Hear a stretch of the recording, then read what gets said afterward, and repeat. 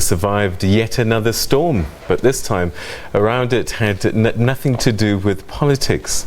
A storm accompanied by heavy winds disrupted Reconciliation Day commemorations in Gopane, the northwest, as the president was delivering his keynote address earlier today.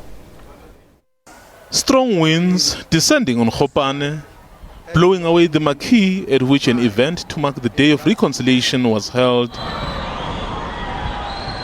The incident was painful and traumatic. It was all preceded by soft rains as the president was addressing those in attendance. It has come to our attention that some of our former combatants are not on the database of the department and have not been receiving benefits that they are entitled to.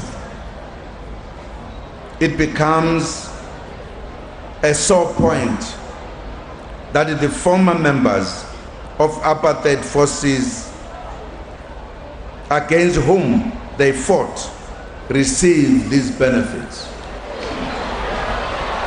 The president's security could be seen getting a bit nervous, and in no time the storm intensified.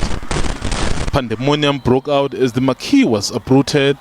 Villagers ran for cover. No injuries have been reported.